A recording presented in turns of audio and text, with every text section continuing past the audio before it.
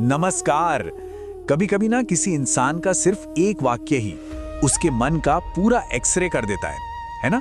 मतलब उसके सारे डर, उसकी सारी चिंताएं, सब कुछ बस एक लाइन में सामने आ जाता है। तो आज हम कुछ ऐसा ही करने वाले हैं। हम चलेंगे सीधा महाभारत के युद्ध क्षेत्र में और देखेंगे कि कैसे राजकुमार दुर्योधन का बोला गया सिर्फ एक वाक्य उसके अंदर छिपे डर, उसकी असुरक्षा और उसकी जुनून, इन सबको परत दर परत खोल कर रख देता है।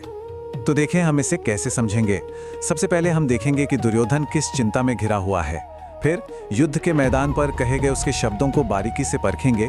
इसके बाद एक योद्धा की तारीफ के पीछे छिपे मतलब को डिकोड करेंगे और इन सब से हम उसके डर की एक तस्वीर बनाएंगे। और आखिर में हम दो सेनाओं के दो अलग अलग नजरियों पर भी बात करेंगे। तो चलिए शुरू करते हैं। उस पल में चलते हैं।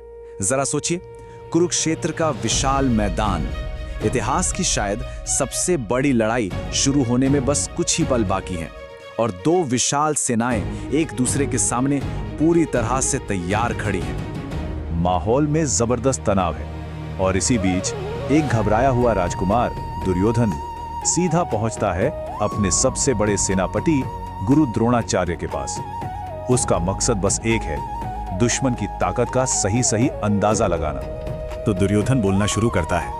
वो पांडव सेना के बड़े बड़े योद्धाओं की गिनती करवा रहा है और ठीक यहीं पर वो एक ऐसा वाक्य कहता है जो हमारे आज के पूरे विश्लेषण का, पूरी बातचीत का केंद्र बनने वाला है। और देखिए, दिलचस्प बात यह है कि ये सिर्फ एक मामूली वाक्य नहीं है। नहीं, ये तो कह सकते हैं कि एक पूरा पैकेज है। इसमें रणनीतिक समझ है, मनोवैज्ञानिक संकेत हैं और बहुत ही चालाकी से किया गया हेरफेर भी है। तो फिर चलिए अब दुर्योधन ने जो शब्द इस्तेमाल किए हैं ना, उन्हें एक एक करके तोड़ कर देखते हैं, समझने की कोशिश करते हैं कि आखिर इनके पीछे छिपा क्या है। तो सबसे पहले वो पांडव योद्धाओं को कहता है महेश्वासाह। इसका मतलब है महान धनुर्धर। यानी वो इस बात को मान रहा है, स्वीकार कर रहा है कि हाँ, सामने वाले धनुर्विद्या में उस्ताद है, माहिर है। लेकिन यहाँ जो सबसे जरूरी बात है वो है महानता को मापने का उसका पैमाना।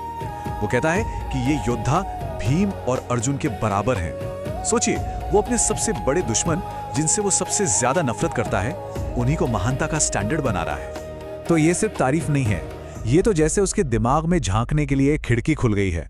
इससे साफ पता चलता है कि उसकी पूरी दुनिया, उसका पूरा वजूद ही जैसे भीम और अर्जुन के आसपास घूम रहा है। फिर वो तीन खास योद्धाओं का नाम लेता है और हर नाम एक अलग तरह के खतरे की घंटी बजाता है। पहला नाम युयुधान, मतलब दुश्मन के साथ दैवीय शक्ति है।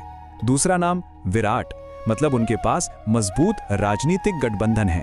और तीसरा नाम द्रुपद, जो द्रोणाचार्य का एक बहुत ही गहरा व्यक्तिगत जख्म है।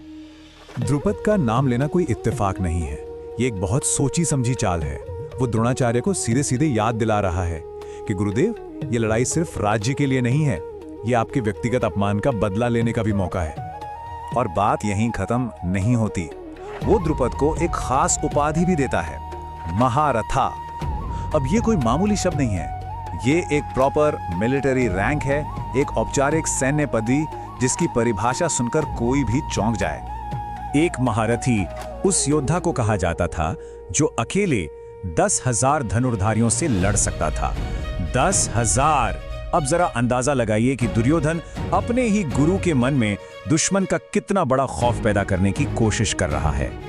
तो जब हम इन सभी भाषाई सुरागों को एक साथ जोड़कर देखते हैं तो दुर्योधन के मन की एक बहुत ही साफ तस्वीर हमारे सामने उभर कर आती है।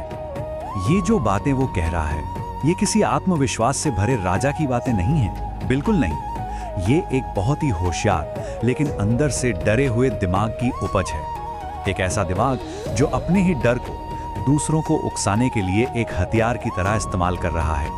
अच्छा, तो चलिए अब थोड़ा सा पीछे हटते हैं, जूम आउट करते हैं और ये समझने की कोशिश करते हैं कि ये एक अकेला श्लोक पूरे महाभारत के लिए इतना महत्वपूर्ण क्यों है। देखिए, दुर्योधन जब सामने खड़ी सेना को देखता है तो उसे क्या दिखाई देता है? उसे सिर्फ खतरे नजर आते हैं, खत्म किए जाने वाले सैन्य टारगेट की एक लिस्ट, बस। लेकिन कुछ ही देर बाद जब अर्जुन ठीक उसी सेना को देखेगा तो उसे दुश्मन नहीं दिखेंगे, उसे दिखेंगे अपने पिता, अपने दादा, अपने गुरु। और यही वो गहरा फर्क है जो भगवत गीता का मूल संघर्ष बन जाता है। एक नजर जो सिर्फ डर की चीजें देखती है और दूसरी नजर जिसे प्रेम के पात्र दिखते हैं। तो आखिर में ये प्राचीन श्लोक एक बहुत ही गहरा सवाल हमारे सामने छोड़ जाता है। एक ऐसा सवाल जो तब भी सच था और आज भी उतना ही सच है कि किसी चुनौती को देखने का हमारा नजरिया क्या उस चुनौती की असलियत को दिखाता है या फिर वो हमारे ही अंदर का एक आईना है। अगर आपको ये वीडियो पसंद आया तो क्या करना चाहिए? तो सब्सक्राइब करें। धन्यवाद।